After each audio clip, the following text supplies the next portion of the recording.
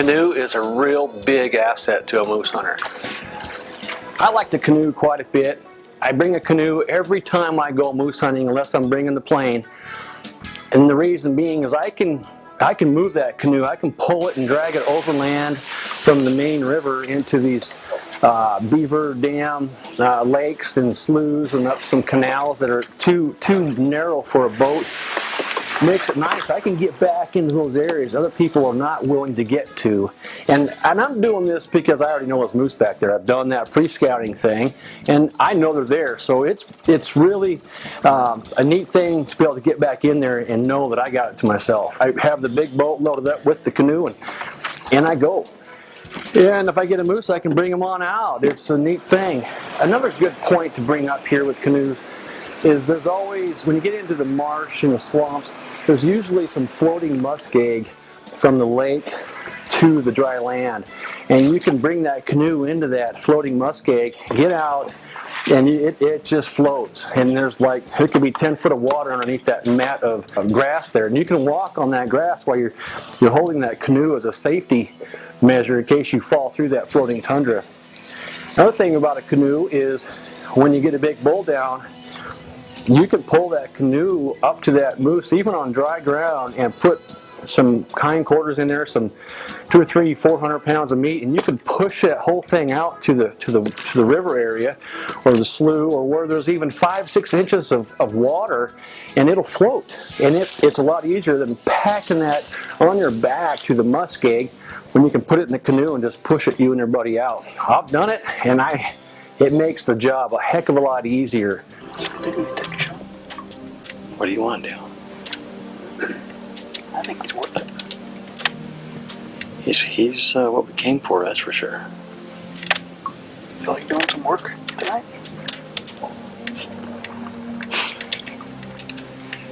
Yeah. Yeah, we'll just gut him, clean him up, and come back in the morning. Let's get into the weeds though first. Get steady on our shot. I agree with that. Get this out. I need to look at him one more time. I go ahead and get him in your crosshairs. Get the feel of it.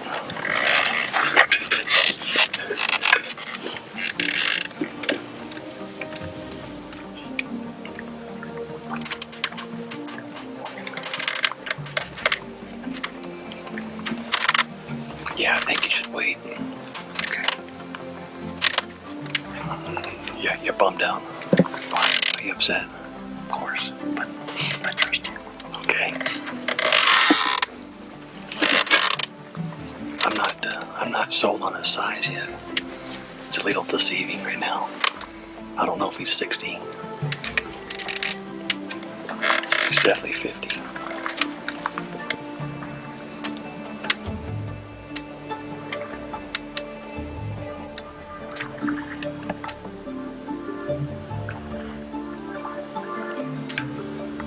See, his pans are really thin.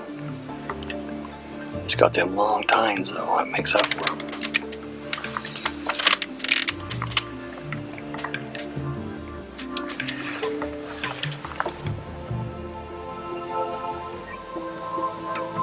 You hear that? That's another bull coming.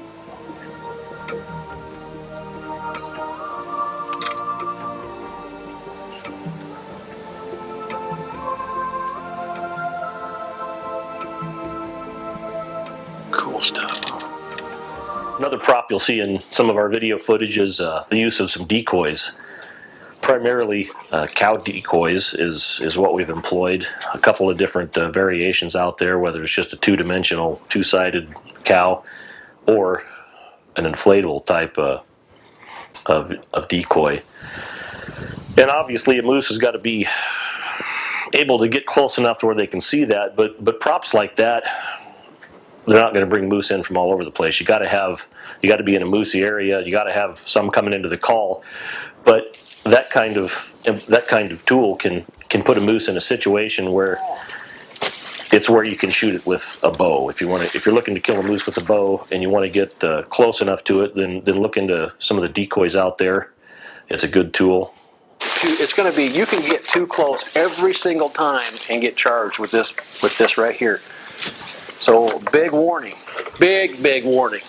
If you're going to use this, have a gun. If you're a bow hunter, have a gun too, because there's a good chance you're going to get charged. And you'll find this on my website and how to pick these up here.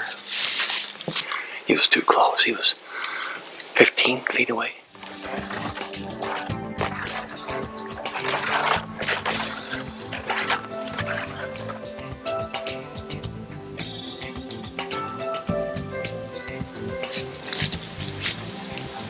I think he's done playing. He seemed like that. Isn't that awesome? Yeah. That's neat stuff. He's still circling. You know, He was maybe 50 inches wide. He was legal. He had 4 brow tines on that right side, so he was legal to shoot. He curved in real tight. And he's kind of a young bull. We're pretty far back in here. I don't want to shoot anything that's not really big this far back, because it's a lot of work and effort that happens after the shot. Cold out now. Lows in the 20s, 20 degrees low, 45 the high. Wind's blowing too hard. We can't even hear the moose grunting or calling anymore. Tomorrow's the last day of the hunt, but we're decided to pack it up because the forecast is more wind. And we got ice on the pond now and through all the little canal tributaries. We don't want to get iced in back this far back in the middle of nowhere. We've been going through for the last hour. Moving chocolate ice.